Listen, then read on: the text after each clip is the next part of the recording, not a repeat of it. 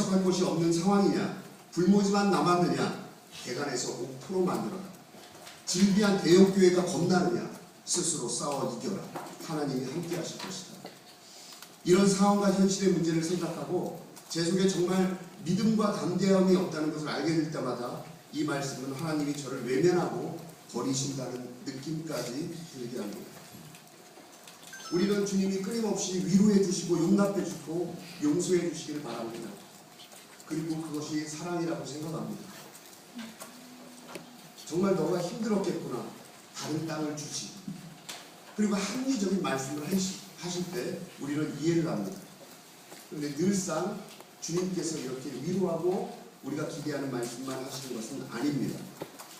위로가 분명히 생명을 살리고 우리의 마음에 큰 변화를 일으키지만 때로 사회적으로 더 큰 변화를 일으키기 위해서 강력한 요구를 하고 계십니다.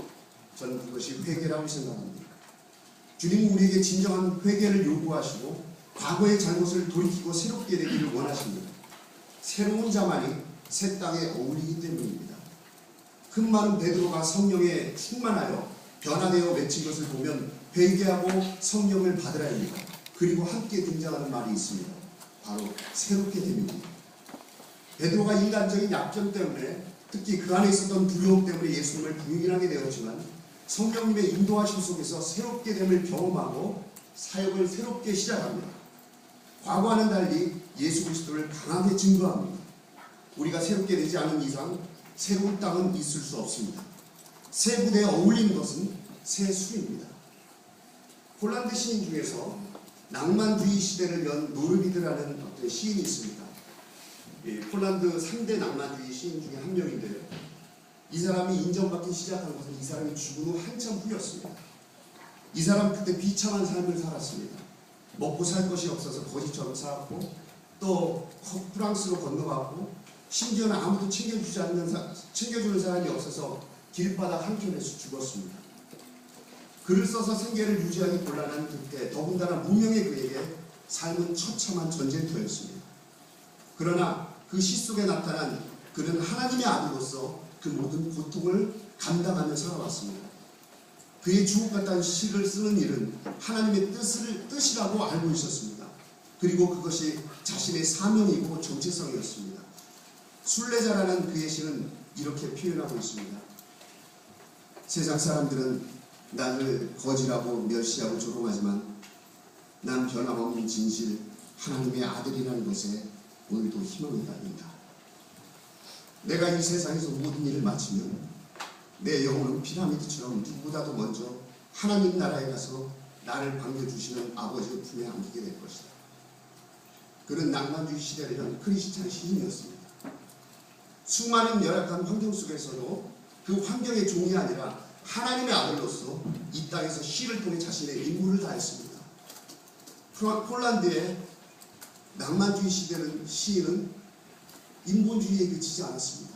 바로 기독교성이 너무 많이 내포되어 있습니다. 바로 이 같은 희생 때문입니다.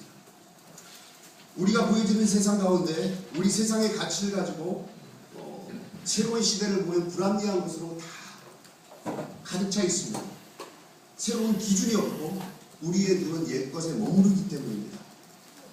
그리고 또 우리는 불합리한 것을 요구하면서 우리 마음속에 사실 두려움 속에 휩싸여 있는 것을 알 수 있습니다.